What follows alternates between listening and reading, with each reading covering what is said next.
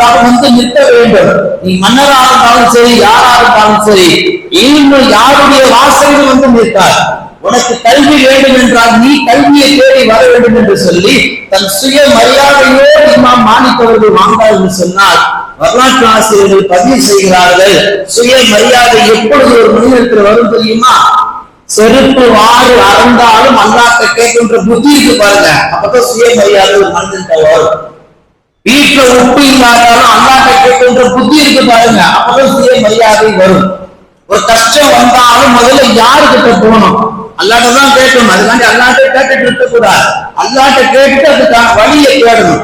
அல்லாஹ்ட்டயே கேட்காம இவர்கிட்ட போனா நம்ம கஷ்டம் சரியாயிரும், இவர்கிட்ட போனா நம்ம பிரச்சனை முடிஞ்சிடும் சொல்லி அல்லாஹ்வை மறந்து விட்டு தன் சுய மரியாதை இழந்து மனிதர்களுக்கு போய் நிற்கிறது அல்லவா, அப்போது அவருக்கு சுயமரியாதை மதிப்பும் தெரியாது, மரியாதையும் தெரியாது.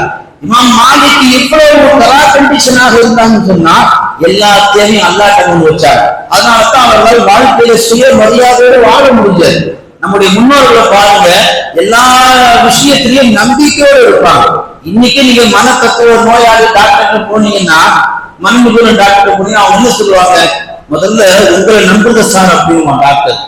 இந்த மாத்திரையோ இந்த மருந்தோ நான் சொல்ல இதெல்லாம் விட்டுடுங்க, முதல்ல உங்க மேல நம்பிக்கை வைங்க. நம்ம மேல நம்பிக்கை வைக்கின்ற பொழுதுதான் நமக்கான சுயமரியாதை நம்மளுடைய உள்ளத்துல பிறக்கும். சுயமரியாதை உள்ளத்துல பிறந்துருச்சுன்னா அடுத்து துணிச்சல் பிறந்துடும். துணிச்சல் பிறந்துருச்சுன்னா நம்முடைய செயல்ல உறுதி வந்துடும். உறுதி வந்துருச்சுன்னா நம்முடைய வார்த்தைகள்ல உண்மை இருக்கும்.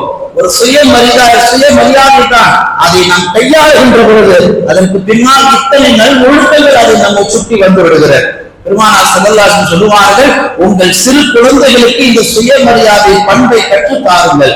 இஸ்லாம் சமூகத்துல சுயமரியாதையை இந்த முஸ்லிம்கள் கற்றுத்தராதனால ஒரு முஸ்லீமுக்கு வாசல ஒரு முஸ்லீம் முசாஃபிர் வந்து நிக்கிறான் வெள்ளிக்கிழமை காலையில. ஒவ்வொரு வாரமும் பாருங்க, மரக்காணத்துல ஒரு 10 பேர் கோட்டத்துக்கு வருவாங்க, அல்லது கோட்டத்துல ஒரு 10 பேர் பண்ருட்டிக்கு போவாங்க. அங்க போனா யாரு தெரியும் கோட்டக்காரன்னு, இல்ல அங்க வந்தா யாரு தெரியும் பண்ருட்டி யாருன்னு. ஊரு விட்டு ஊரு மாறிட்டா யாருக்கும் தெரியாது. அதனால இது ஒரு வளமையா, இது ஒரு தொழிலா, உடம்பை உழைக்காம வேலை செஞ்சாம கஷ்டப்படாம ஊரூரா போய் தன் மானத்தை தன்னுடைய இஸ்லாம் கொடுத்த அந்த கண்ணியத்தை இழந்து இது கை நீட்ட அந்த கேவலம் இருக்கு. ரசூல் ஸல்லல்லாஹு அலைஹி வஸல்லம் அதை வன்மையாக கண்டித்தார்கள், வன்மையாக எச்சரித்தார்கள். இந்த சிறுவர்களுக்கு இந்த சுயமரியாதையை பெற்றோர்கள் கற்றுத்தர வேண்டும். 7 வயதில் இருந்த பிள்ளைகளுக்கு நீ யாரையும் போய் கை நீட்டக்கூடாது, எதுவாக இருந்தாலும் அல்லாஹ்விடத்தில் கேட்கணும் என்ற அந்த பண்பை சொல்லி தரணும். உனக்கு எப்படி மரியாதை முக்கியமோ, உனக்கு எப்படி